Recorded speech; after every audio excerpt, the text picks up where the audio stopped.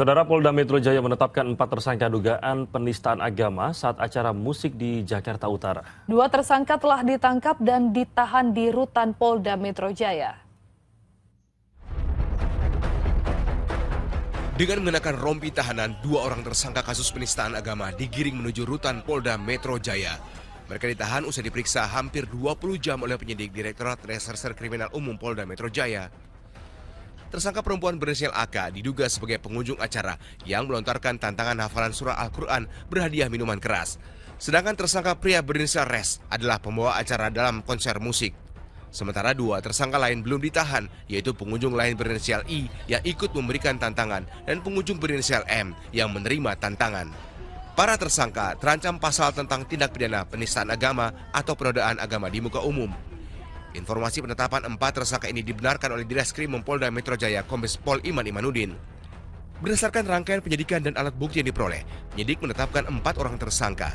Tersangka RES dan AK ditangkap pada Rabu 12 Agustus dan ditahan selama 20 hari di rumah tahanan Polda Metro Jaya terhitung mulai hari ini.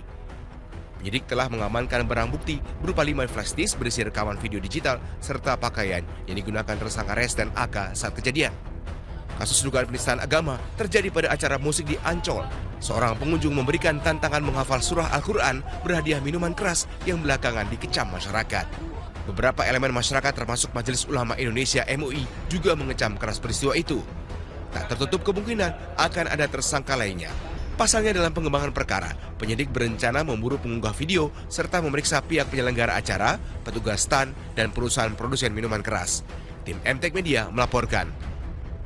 Assalamualaikum warahmatullahi wabarakatuh. Bismillahirrahmanirrahim. Wassalatu wassalamu ala rasulillah wa ala alihi wa sahbihi wa man walah. La hawla wa la quwata illa billah, amma ba'du.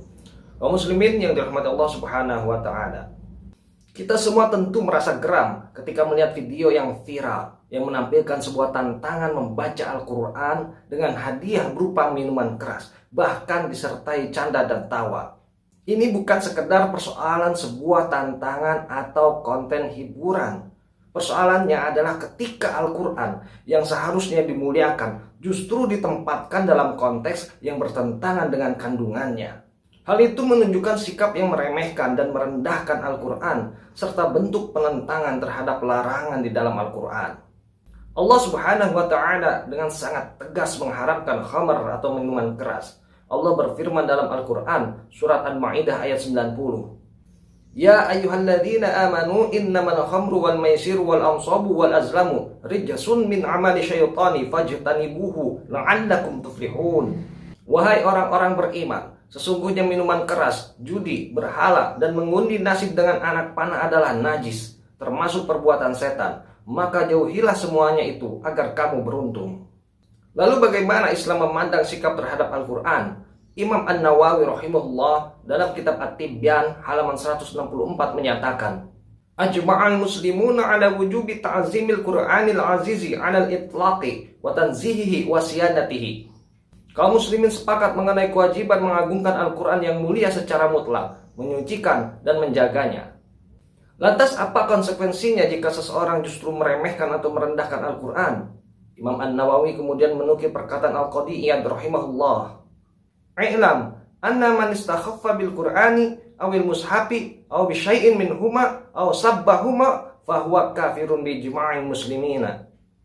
Ketahuilah bahwa siapa saja yang meremehkan Al-Quran atau mushaf atau sesuatu dari keduanya atau merendahkan keduanya, maka dia menjadi kafir berdasarkan kesepakatan kaum muslimin.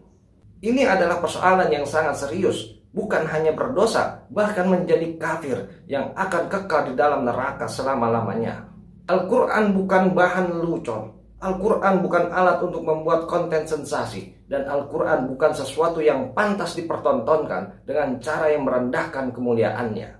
Maka mari kita ajarkan kepada anak-anak kita dan generasi muda umat Islam, hormati Al-Quran, muliakan Al-Quran, dan jangan pernah menjadikan Al-Quran sebagai bahan candaan atau permainan. Allahu a'lam bissawab. Wassalamualaikum warahmatullahi wabarakatuh.